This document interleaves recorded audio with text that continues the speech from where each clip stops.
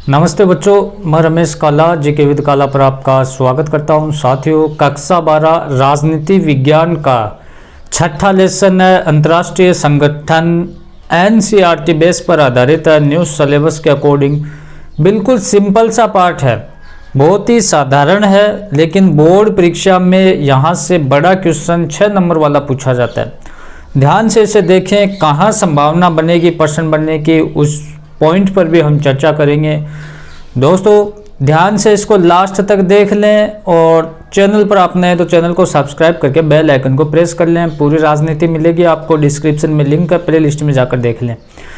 देखो ध्यान से इसको आप समझें। जिस प्रकार किसी क्षेत्र की समस्या के हल के लिए क्षेत्रीय संगठनों की आवश्यकता होती है, उसी प्रकार विभिन्न देशों के मध्य समस्या समाधान के लिए अंतर्राष्ट्रीय संगठनों की आवश्यकता होती है। क्या समझा? कोई क्षेत्र विशेष होगा या को जिनमें कोई समस्या हुआ तो भी के लिए क्षेत्रीय संगठन बना दें। ठीक है। अंतर्राष्ट्रीय लेवल पर अगर दो देशों के बीच में या दो से अधिक देशों के बीच में कोई समस्या पनपती है, कोई दिक्कत होती है, तो इसके लिए अंतर्राष्ट्रीय संगठन बनाए जाते हैं। वो कोई इस प्रकार से बनाए जाते हैं कि कोई होने वाली अनहोनी को वो रोक सकें। जैसे प्रथम विश्व युद्ध हुआ था 1914 से 1918 के बीच। उसके बाद में आपको पता है कि 10 जनवरी 1920 को यूएन राष्ट्र संघ बनाया गया था। कब? 1920 को। क्यों बनाया गया था? प्रथम विश्व युद्ध जब हुआ तो काफ़ी जान माल की हानि हुई, विश्व को काफ़ी नुकसान उठाना पड़ा। तो ये देखा गया कि ऐसी घटना फिर से न हो, उसके लिए कुछ हमें अंतर्राष्ट्रीय संगठन बनाने चाहिए।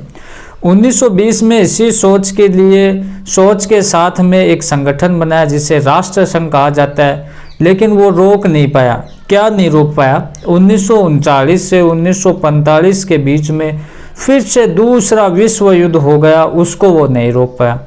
दूसरे विश्व युद्ध के बाद में संयुक्त राष्ट्र संघ की स्थापना की जाती है। इस वीडियो में उसको हम डिटेल्ड से पढ़ेंगे और प्रश्न भी वहीं से ही पूछा जाएगा। तो हमें अंतर्राष्ट्रीय संगठन क्यों चाहिए, इसके लिए स्पष्ट करने वाला अगर प्रश्न आपको मिल जाए तो आप कैसे लिखोगे? पहली चीज़ तो यही है कि समस्याओं के शांतिपूर्ण समाधान हेतु अंतर्राष्ट्रीय संगठन हमें इसलिए बनाना चाहिए कि कोई भी समस्या अगर पनप जाती है दो देशों के बीच में या दो से अधिक देशों के बीच में, तो उसे शांतिपूर्ण तरीके से उसका समाधान किया जाना चाहिए। क्या लिखा है इसमें? अंतर्राष्ट्रीय संगठन देशों की समस्याओं के शांतिपूर्ण समाधान में सदस्य देशों की ये सहायता करता है। सहयोग के उपाय जुटाने में सहायक। एक अंतर्राष्ट्रीय संगठन सहयोग करने के उपाय तथा सूचनाएं एकत्रित करने में मदद कर सकता है। देखो, एक अंतर्राष्ट्रीय संगठन होता है वो क्या है कि एक दूसरे देश के बीच में क्या करता है, वो सहयोग करता है, एक दूसरे को सही सूचना देता है, जिससे गलतफहमी पैदा नहीं होती। युद्धों की रोकथाम में सहायक ये संगठन इसलिए बनाए जाते हैं कि कोई विश्व युद्ध न हो। विश्व के आर्थिक विकास में सहायक संगठन इसलिए, जैसे कि हम यूएनओ की शाखाएं देखेंगे तो उसमें अलग अलग आपको समझ में आएगा कि किस प्रकार से यूएनओ अलग अलग शाखाओं के रूप में अलग अलग कार्य दे रखा है, जिससे क्या है कि आर्थिक विकास में, जैसे विश्व बैंक है वो विकासशील देशों को लोन देती है, तो इससे विश्व में क्या है कि आर्थिक विकास है वो तेज गति से बढ़ेगा। प्राकृतिक आपदा महामारी से निपटना, जब अगर किसी भी देश में प्राकृतिक आपदा आ जाती है, महामारी आ जाती है, तो सभी देश एकजुट होकर उसका सामना करते हैं। अंतर्राष्ट्रीय सहयोग को बढ़ावा देना, इससे अंतर्राष्ट्रीय संगठन की हमें आवश्यकता इसलिए महसूस होती है कि इससे अंतर्राष्ट्रीय सहयोग एक दूसरे देश के प्रति देश है वो सहयोग करता है। फिर हम पढ़ेंगे संयुक्त राष्ट्र संघ, इस वीडियो के रीढ़ की हड्डी। संयुक्त राष्ट्र संघ यूएनओ, यूनाइटेड नेशंस ऑर्गेनाइजेशन, संयुक्त राष्ट्र संघ। ध्यान से इसे देखें। आज की दुनिया का सबसे महत्वपूर्ण अंतर्राष्ट्रीय संगठन ये माना जाता है। आज की दुनिया का सबसे बड़ा संगठन, महत्वपूर्ण संगठन, अंतर्राष्ट्रीय संगठन कौन सा? यूएनओ है। इस संगठन को विश्व भर के अधिकांश लोग एक अनिवार्य संगठन मानते हैं। यह संगठन उनकी नज़र में शांति और प्रगति के प्रति मानवता की आशा का प्रतीक है। यूएनओ क्या है कि लोगों में एक देश दूसरे देश के प्रति समर्पित भाव रखें, शांति बनाए रखें, प्रगति की ओर अग्रसर हों। ये क्या है? आशा के प्रतीक है।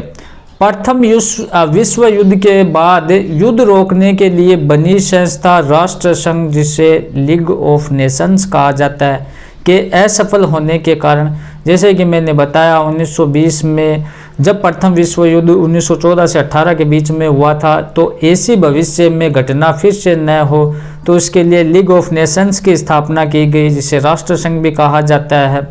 लेकिन वो दूसरे विश्व युद्ध को रोकने में नाकाम रहा।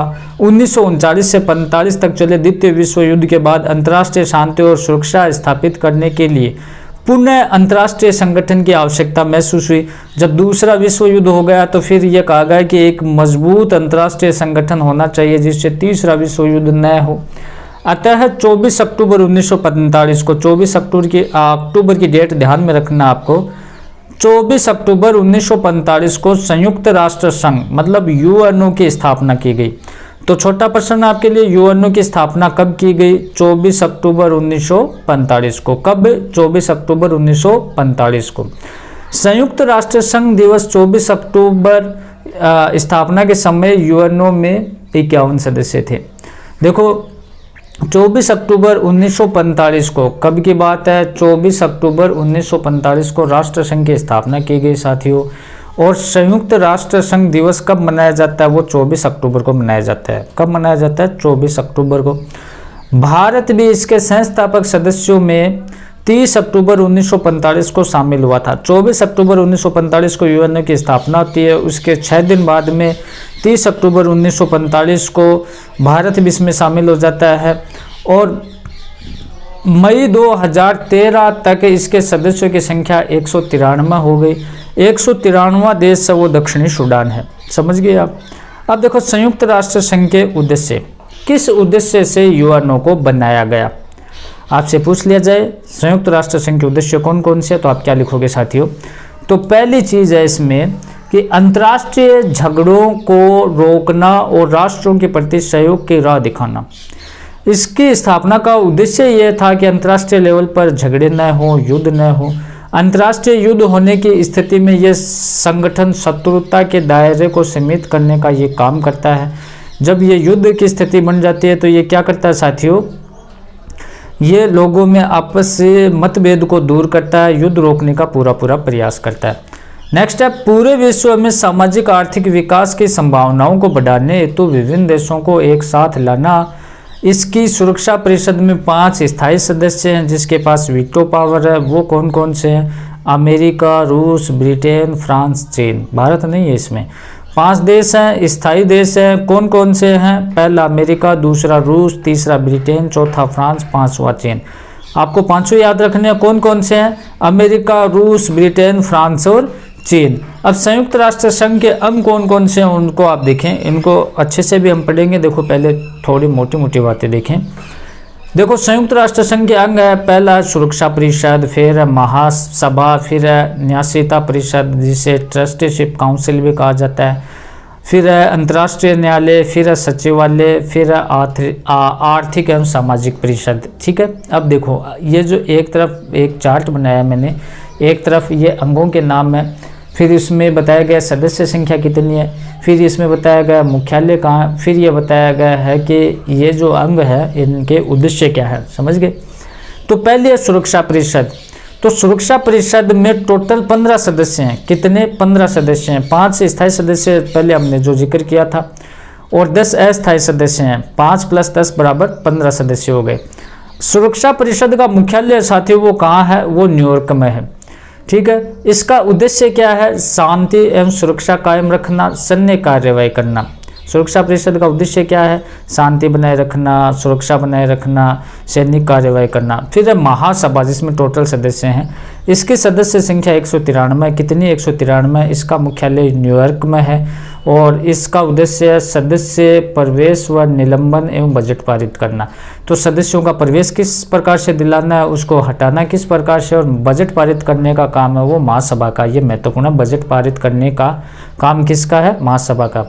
फिर है ट्रस्टीशिप काउंसिल, न्यासधारिता परिषद जिसको हम कहते हैं। इसमें 14 देश हैं, 14 सदस्य हैं। इसका मुख्यालय न्यूयॉर्क में है और इसका उद्देश्य विशिष्ट क्षेत्रों की सामाजिक आर्थिक उन्नति। 1994 में पलाऊ के स्वतंत्र होने पर यह स्थगित हो गया। तो सामाजिक आर्थिक उन्नति से ये संबंधित है। अंतर्राष्ट्रीय न्यायालय ये महत्वपूर्ण है, इसका जो मुख्यालय है वो हेग नीदरलैंड में है और इसका उद्देश्य क्या है, क्या कार्य इसका, कि देश के पारस्परिक विवाद, आपसी झगड़े, क्षेत्रीय व सभी विवाद पर विचार करना। तो दो देशों के बीच में जो आपसी विवाद हो जाते हैं, झगड़े हो जाते हैं, कोई सीमा विवाद होता है तो वो अंतर्राष्ट्रीय न्यायालय में इनका समाधान किया जाता है, समझ गए। उसके बाद में सचिवालय है। तो सचिवालय में देखो महासचिव होता है, अन्य कर्मचारी होते हैं। इसका मुख्यालय न्यूयॉर्क में है। इसका उद्देश्य है संयुक्त राष्ट्र संघ के नित्य कार्यों का संचालन। तो संयुक्त राष्ट्र संघ के जो दिल्ली के रूटीन के कार्य हैं उनको संचालन करना। उसके बाद में आर्थिक एवं सामाजिक परिषद है, इसमें 57 सदस्य है। इसका मुख्यालय न्यूयॉर्क में है। इसका उद्देश्य क्या है वो देखें कि आर्थिक, सामाजिक, शिक्षा, स्वास्थ्य पर विचार कर महासभा को रिपोर्ट भेजना। आर्थिक स्थिति देखता है, सामाजिक स्थिति देखता है, शिक्षा, स्वास्थ्य से संबंधित सभी की रिपोर्ट वो महासभा को ये भेजता है। उसके बाद में आप देखें इसका सबसे शक्तिशाली अंग है वो सुरक्षा परिषद है। इसमें कुल 15 सदस्य है। इसमें 5 सदस्य स्थायी सदस्य हैं। कौन कौन से पहले जिक्र किया था, अमेरिका, रूस, ब्रिटेन, फ्रांस और चीन। 10 अस्थायी सदस्य हैं जो 2 वर्षों की अवधि के लिए चुने जाते हैं। और देखो इसमें अस्थायी सदस्य तो भारत भी रह चुका है। जो 10 अस्थायी सदस्य हैं जो 2 वर्षों की अवधि के लिए चुने जाते हैं। स्थायी सदस्यों को विटो मतलब निषेधाधिकार की शक्ति भी प्राप्त है, ठीक है साथियों। उसके बाद आप देखें कि शीत युद्ध के बाद देखो जब 1991 में सोवियत संघ का विघटन हो जाता है तो एकमात्र विश्व की महाशक्ति बचती है कौन, अमेरिका। तो अब क्या होता है कि 1991 के बाद सिर्फ एक ही महाशक्ति बच जाती है। तो इसमें संशोधन होना चाहिए यूएनओ में, क्योंकि समय के साथ में सभी बदलते रहते हैं, परिवर्तित होते रहते हैं। लेकिन यूएनओ में कोई परिवर्तन नहीं हुआ। वही 5 उसके स्थायी सदस्य, वही 10 अस्थायी सदस्य, सेम सिस्टम इसका चल रहा है। तो इसमें यह बताया गया है कि शीत युद्ध के बाद या 1991 के बाद या सोवियत संघ के विघटन के बाद संयुक्त राष्ट्र संघ में सुधार किस प्रकार से हो सकते हैं। तो संगठन की बनावट और प्रक्रियाओं में सुधार। तो सुरक्षा परिषद में स्थायी और अस्थायी सदस्यों की संख्या बढ़ाई जाए। विशेषकर एशिया, अफ्रीका, दक्षिणी अमेरिका के ज़्यादा देशों को इसमें सदस्यता दी जाए। अमेरिका और पश्चिमी देश इसके बजट से जुड़ी प्रक्रियाओं और इसके प्रशासन में सुधार चाहते हैं। सुरक्षा परिषद में सदस्यों की संख्या बढ़ाने तथा नए सदस्यों को चुने जाने के लिए स्थायी और अस्थायी सदस्यता के लिए निम्नलिखित मानदंड सुझाए गए। कौन कौन से, कि जैसे इसमें यह बताया गया है कि सुरक्षा परिषद के सदस्यों की संख्या बढ़ाने, नए सदस्यों को चुने जाने के लिए, स्थायी और अस्थायी सदस्यता के लिए कि कैसे हमें स्थायी सदस्य बढ़ाए जाने चाहिए, कैसे अस्थायी सदस्य बढ़ाए जाने चाहिए। तो इसके लिए उन्होंने बताया कि स्थायी सदस्य किनको बनाया जाए कि वह देश बड़ी आर्थिक ताकत हो। देखो आर्थिक ताकत, बड़ी आर्थिक ताकत होनी चाहिए, पैसे वगैरह उसके पास होने चाहिए। वह देश बड़ी सैन्य ताकत हो, उसकी सैनिक शक्ति है वो भी बड़ी होनी चाहिए। उसके बाद में संयुक्त राष्ट्र संघ में बजट के अधिक योगदान हो, यूएनओ में वो बजट ज़्यादा से ज़्यादा दे, पैसे दे, जनसंख्या की दृष्टि से बड़ा हो, लोकतंत्र तथा मानव अधिकार का सम्मान वो करता हो।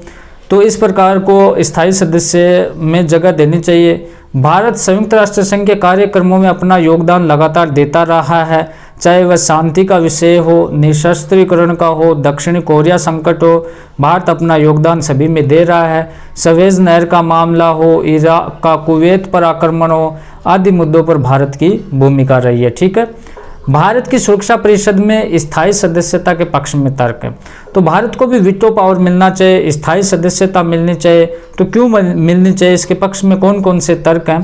तो भारत विश्व में सबसे बड़ी जनसंख्या वाला दूसरा देश है। आपको पता है कि उसमें बताया कि बड़ी आर्थिक व्यवस्था हो, ज़्यादा जनसंख्या हो, सैन्य ताकत ज़्यादा हो, इस प्रकार का सुझाव उसमें दिया गया था। तो वीटो पावर इसको भी मिलना चाहिए क्योंकि जनसंख्या की दृष्टि से दूसरे स्थान पर है, विश्व का सबसे बड़ा लोकतंत्र है। भारत ने संयुक्त राष्ट्र संघ की लगभग सभी चहलकदमियों पे भाग लिया है और भारत ने संयुक्त राष्ट्र संघ के बजट में भी नियमित रूप से अपना योगदान दिया है। भारत उभरती हुई आर्थिक ताकत है, तो इन कारणों से भारत को वीटो पावर मिलना चाहिए, स्थायी सदस्यता मिलनी चाहिए। संयुक्त राष्ट्र संघ की प्रमुख एजेंसियां, अब आपको पता है कि संयुक्त राष्ट्र संघ इतना बड़ा 193 सदस्य देश है, इसमें बहुत सी उनकी समस्याएं हैं, तो सभी को वो नहीं कर सकता, तो वो अलग अलग अपनी ब्रांच बना दी, अपनी शाखाएं बना दी, अपनी एजेंसियां बना दी। तो वो कौन कौन सी ब्रांच है, वो कौन कौन सा कार्य करती है, जैसे स्वास्थ्य से संबंधित उन्होंने WHO बना दिया, वर्ल्ड हेल्थ ऑर्गेनाइजेशन, विश्व स्वास्थ्य संगठन, ये स्वास्थ्य की देखरेख करेगा। संयुक्त राष्ट्र बाल कोष यूनिसेफ, ये बच्चों से संबंधित है। संयुक्त राष्ट्र शैक्षिक सामाजिक सांस्कृतिक संगठन यूनेस्को, ठीक है, ये शिक्षा के क्षेत्र, सामाजिक क्षेत्र, सांस्कृतिक क्षेत्र को देखेगा। संयुक्त राष्ट्र विकास कार्यक्रम UNDP, फिर संयुक्त राष्ट्र मानवाधिकार आयोग, संयुक्त राष्ट्र शरणार्थी उच्चायोग, संयुक्त राष्ट्र व्यापार एवं विकास सम्मेलन। इस प्रकार से ये कई संस्थाएं उन्होंने बनाकर, कई एजेंसियां बनाकर अलग अलग उनके कार्यों को सौंप दिया गया। फिर एक ध्रुवीय विश्व में संयुक्त राष्ट्र संघ, अब इसको आप समझें कैसे हो रहा है कि आपको पता है एक ध्रुवीय विश्व कौन सा है, USA, अमेरिका है।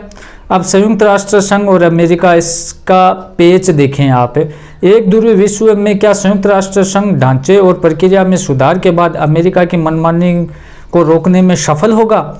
इस संबंध में यह कहा जा सकता है कि संयुक्त राष्ट्र संघ अमेरिका की मनमानी पर आसानी से अंकुश नहीं लगा सकेगा, क्योंकि देखो UNO तो बन गया लेकिन अमेरिका की मनमानी पर यह अंकुश नहीं लगा पा रहा है। कारण क्या है कि विश्व की एकमात्र महाशक्ति रह जाने के कारण अमेरिका अपनी सैन्य और आर्थिक शक्ति के बल पर वह संयुक्त राष्ट्र संघ की अनदेखी कर सकता है। संयुक्त राष्ट्र संघ की अनदेखी कर सकता है क्योंकि विश्व की महाशक्ति है वो। फिर अमेरिका संयुक्त राष्ट्र संघ के बजट में सबसे ज़्यादा योगदान करता है, एक कारण ये भी हो गया, जो सबसे ज़्यादा पैसे देगा तो उसकी चलेगी। संयुक्त राष्ट्र संघ अमेरिकी भूक्षेत्र में स्थित है, ये लो UNO का मुख्यालय वो अमेरिका में ही है। उसके पास निषेधाधिकार मतलब वीटो पावर की शक्ति भी है। उसके बाद में वीटो ताकत के कारण संयुक्त राष्ट्र संघ के महासचिव के चयन में भी अमेरिका की चलती है। अब जब वीटो पावर उसको मिला हुआ, जब संयुक्त राष्ट्र संघ के महासचिव का चयन होता है तो उसमें भी अमेरिका का दबदबा रहता है, अमेरिका जिससे चाहे उसका चयन करवाता है। फिर अमेरिका अपनी सैन्य तथा आर्थिक शक्ति के बल पर विश्व में फूट डालने की अक्षमता रखता है।